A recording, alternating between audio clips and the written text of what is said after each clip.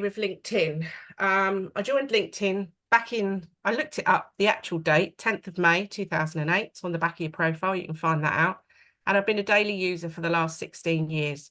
I started doing LinkedIn training back in 2011 with my Harness the Power of LinkedIn courses. And I've worked with sectors such as recruitment, care homes, charities, commercial, electricians, even debt collectors, law firms, accountancy practices. So, I mean, I've gone into companies and worked with their teams or worked online, done loads of speaking about LinkedIn at events. And we manage people's profiles on LinkedIn, full or partial. And my view is that LinkedIn is absolutely essential for every business owner or professional, because the reach capability and targeting that is possible is far superior than any other platform out there without using ads. So that's my view, and I won't change that. So the benefits of a LinkedIn newsletter. So I'm just moving this space bar around. So it's free, but you do need a profile on LinkedIn. So it's not just a feature for people on premium, it's free for everybody. What I love about it is that when you set up your inaugural newsletter, it sends a notification to everybody that you're connected to. Or if you're doing it from your company page, it will send a notification to everybody who's liked the or follows the company page. So immediately, you know, if you've got several thousand people you're connected to on LinkedIn, that's a gateway opportunity, in my opinion. And then the people who choose to subscribe to it are going to be people who are interested in your industry and your topic, which is going to deepen those connections. LinkedIn is prioritizing newsletters in their feeds for sure, because we spend a lot of time on it and we spend a lot of time working with clients on it. We can look at the sort of real-time analytics of things like this. When somebody subscribes to your newsletter outside of your existing network, because the reach starts to happen because people comment and it gets seen in the feeds of people you're not necessarily already connected to. So when someone subscribes to it, it automatically makes them a follower of your profile, which is great. And you can also then go on to connect with them if you want to as well. It helps you build a knowledge library. So there's huge SEO and search benefits. So sometimes when you're searching for stuff on Google, you might see actually that somebody's LinkedIn newsletter has come up as a search term, as a search strand, so that you can go and have a look at what they've written about that topic. So it begins to start to be an SEO and a search benefit. You can have up to 5 newsletters running from a personal page and 5 from a company page. So technically you could have 10 running if you wanted to. And to me, you know, you're reaching people into their inbox on LinkedIn, which is, you know, great way to actually connect with people and spread your knowledge. If you think about a LinkedIn post, it actually has a lifespan of about 24 hours. So only around 16% of LinkedIn users do log in every single day. So if you do a post on LinkedIn and somebody hasn't logged in for 3 or 4 days, the chances are they're probably not going to see it. So with a LinkedIn newsletter, it pops up. If they've subscribed to it, it will pop up in their notifications, so they will see it. And the other thing I like about it is that you can add multiple images into a LinkedIn newsletter, which you'll know on a post. You can put, yes, you can put images on it, but they appear at the bottom because that's the only place that you can put them. So, for example, in the middle of the post, if you were doing a post and you wanted a specific image to allude to that, you can't do that. But you can, obviously, with a LinkedIn newsletter. So that to me is another big advantage. So how do you create one? Well, you go to your home feed. If we've got time at the end, I'll quickly show you how to do this, but I've given you some screenshots. So you click on create article. This is if you've never done one before. And then you get a drop-down box under the manage button. And then you click create newsletter, which you can see. I've given you some screenshots there. Then once created, when you hit that create article button in your feed, it will come up, the newsletter will come up as an option. And with the newsletter, you can give it a title. So I suggest giving them titles that are sort of keyword rich, and you can add a description, and you can put in how often you want to publish it. You can put an image, so that might be your logo, it could be a picture of you. You will automatically subscribe to it. But once you do the first one, so setting it up won't do this, but once you've actually done the first one, that's when it will notify all of your followers and connections. So, you know, it's worth mentioning there are some downsides in a way. So you can't track your open rates or click-through rates the same way you can if you're using an email system like MailerLite or MailChimp, etc. And I don't think this should be used in isolation. Just want to put that out there. You know, you use this as part of an email marketing strategy. So I wouldn't do a LinkedIn newsletter and not use your email marketing platform. Do both. But obviously you can look at your Google Analytics, and from that you can track where people are coming in from. So you can see if people are visiting, say, your website, if you've put a links in there. That they're coming from there to your website. And obviously you don't get access to their email addresses. So you're basically interacting with their profiles. Obviously, if they do put their email address in their profile, you'd have access to it that way. But I wouldn't recommend scraping those and putting them into your database, because that's not really a good idea. You know, it's just a bit naff, really. So don't do that. So my advice is when you create your LinkedIn newsletter, you post it and then you share it into groups. And then if you're writing it from your personal feed, you add it to your company page. And if it's from your company page, add it to your personal. And then you can use the same content to add to your website as a blog. And then you could send an email to your list. And if a high proportion are on LinkedIn on your list, because it will depend on what your business is, then you can send a link to that content. So, you know, this is about thinking strategically about this and where you can repurpose stuff, because we all need to know what your secret sauce is. And anyone who knows me knows I love quirky pictures of animals, and I thought that was quite cute, so I'll put that in there. So think about what is your secret sauce. What is it that you know that maybe other people don't know, and how you can share that content with others. So you need 150 followers or connections. So followers or connections on your company page, your personal feed, to start a newsletter. And really think about the name around what people are searching for. So if you haven't done keyword research, which I'm always bashing onto people about, make sure you do that now, because you should have done it ages ago, really. And I think with these things, I think keeping to a topic. So those of you know Mary Gregory, we do her weekly LinkedIn newsletter, and her topic is around ego and leadership. Okay, and that's what we create the posts and create the LinkedIn newsletters about.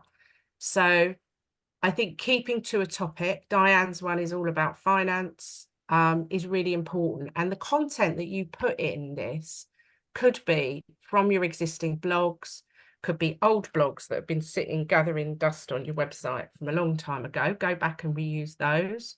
It could be social media posts. You could put 3 social media posts into a LinkedIn newsletter. You could take content from your website. If you have a book, you can repurpose that. So it doesn't have to be original content, but obviously if you're using somebody else's content or somebody else's posts, then you must credit them in that. But sometimes it could be good transcript of a blog, sorry, a podcast, blog. So maybe you've interviewed somebody on a live and you want to transcribe that and create a LinkedIn newsletter from that. So there are so many different things that you can do, but I would advise that you don't sell. You can put something at the bottom that might lead people to your website, an offer, an event, but the people see through it quite quickly if all you're doing is selling. It's okay once in a while, but I wouldn't recommend you do that all the time. I think really think about what you just add as a call to action at the bottom, maybe, but just really make sure the content is, you know, educationally rich. Try to encourage comments, interaction. You can be a little bit I don't know what the word is, maybe provocate, what's that word? I can't think today. But you know, like just provocative. Yeah, that's it. You know, there's no harm in that, creating a discussion. You may have views on things that maybe aren't mainstream views that you want to get out there. That's perfectly fine. And then decide if you want to do weekly, bi-weekly or monthly. So with the awards newsletter that we do, we haven't released an edition since we announced the finalists, because at the moment the awards are closed. And frankly, we've got loads of stuff going on, but we will bring it back later on. And we had a lot of success from it this year, from being consistent. And we were putting the posts onto our website as well as blogs. So I think it's about strategy and thinking about, you know, keeping to a timetable of sorts, whatever that might be. So you can then look at who has subscribed to your newsletter. You can see that yourself. Other people can't see it, but you can. And then I look through and think, oh, okay, they're second degree, they're third degree, and I'll have a quick look at them and then decide if I want to connect, you know, send them a connection request. And I'd normally say, oh, you've subscribed to my newsletter, so just connecting up with you. Make sure you reply to the comments if people make a comment. Nothing worse than looking at that, and it will definitely propagate it more through the feeds if you do that. If you are writing about other people, or people have said something, you might be using a quote or some other something else, make sure you tag them with the @ symbol. And I think, you know, I knew I'd mentioned podcast transcripts somewhere in this presentation. It's there. So if you have done things with other people and you want to talk about that, then tag them in it as well. And coming back to thinking about audience, you know, if you tag people who've got a reasonable size audience, then that is going to travel a lot further as well.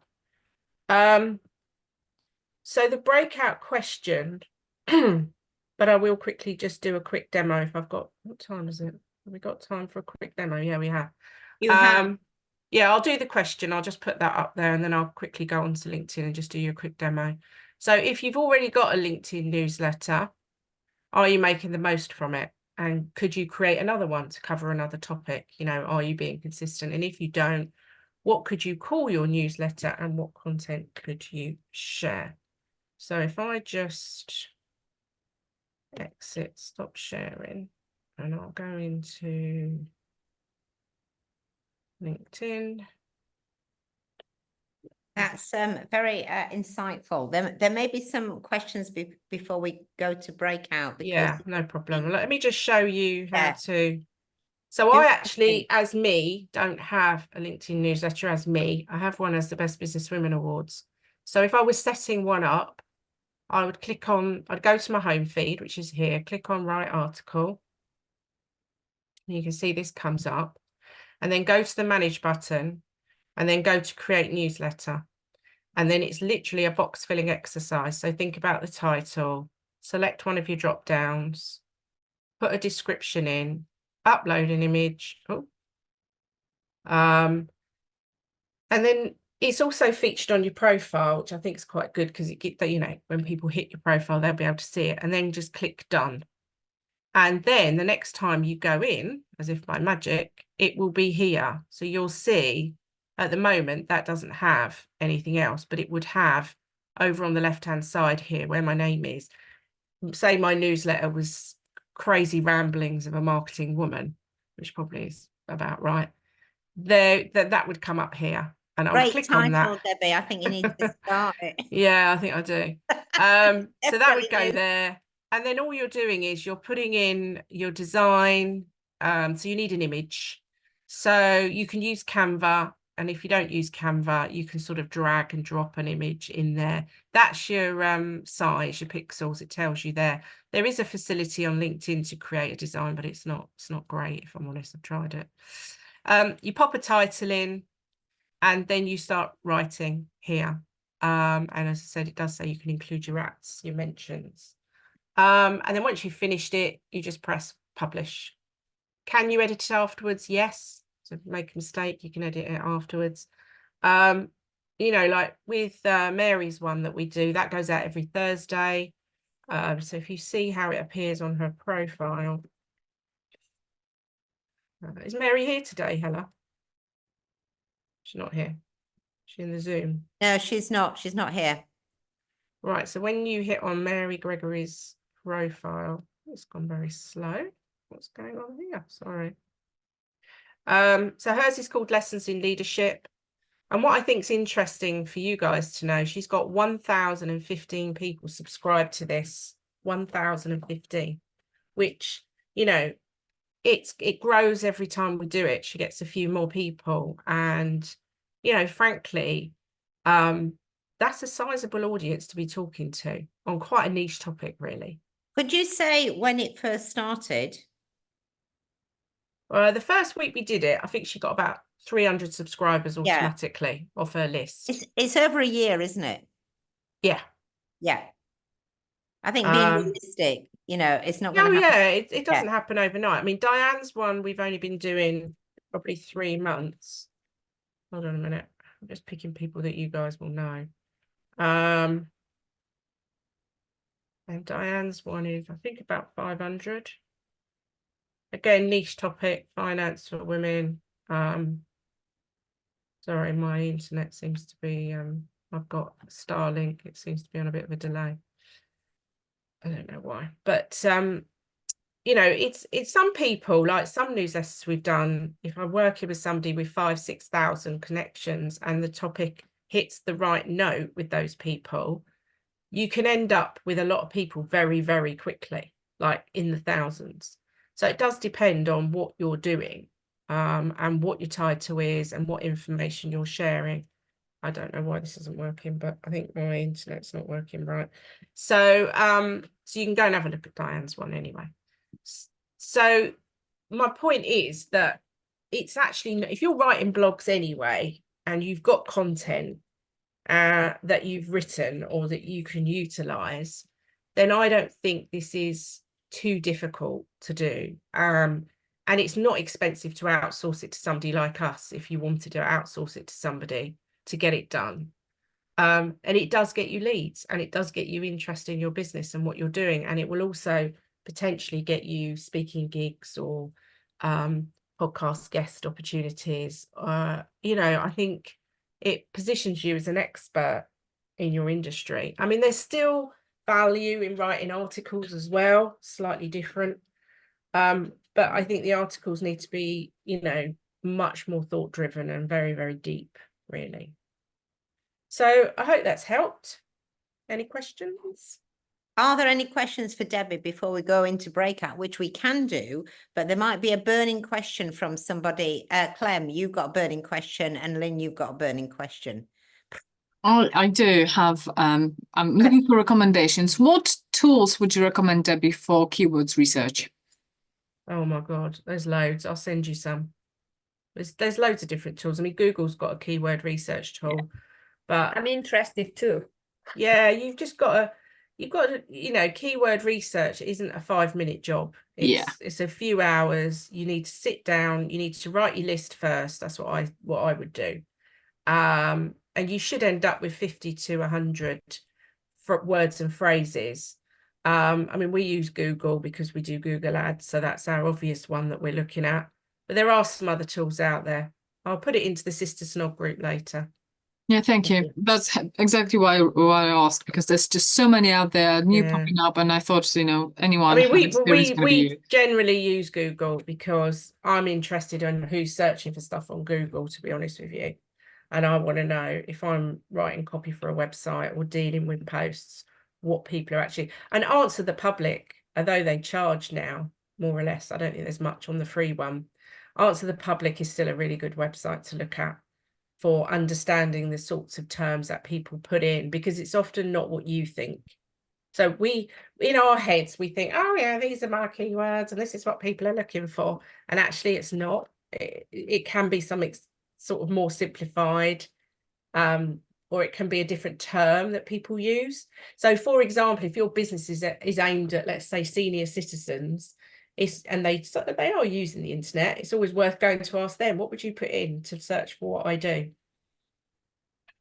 So ask other businesses, ask your clients as well, what would they put into Google to find you? The local, looking at your website and understanding where your leads are coming from. you know, is key, really. Lynn, you had a burning question. I saw your hand. Yeah. When you, I've been doing my newsletter for rather a long time, actually, but in the last year or so, it's been once a month, which is fairly good.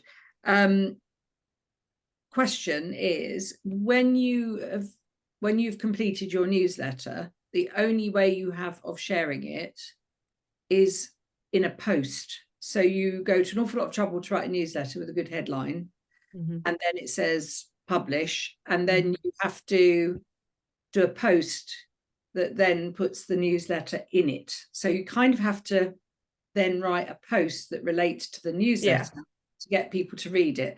I personally think that's quite clumsy, and I'm interested that if so the question is, what is the advantage of doing the newsletter over and above doing an article or a general post? Because LinkedIn's favoring them in the algorithm, and also if you copy that link, the link to that newsletter, because each one has its own unique URL. So you can share that however you like. You can put it into other groups. Yeah, I've used it in Facebook, and you can put it wherever you want. And you know, with Mary, we send an email to her list, her actual email list, through Squarespace, and we link it to LinkedIn because the majority of people who subscribe to her list are on LinkedIn. And we, you know, that increases the read through rates, and we can see also what topics, you know, because we put a brief outline on the email newsletter, what the LinkedIn newsletter is about, and then you get a real steer on, oh, okay, so they're actually quite interested in these particular topics. Do you see what I mean?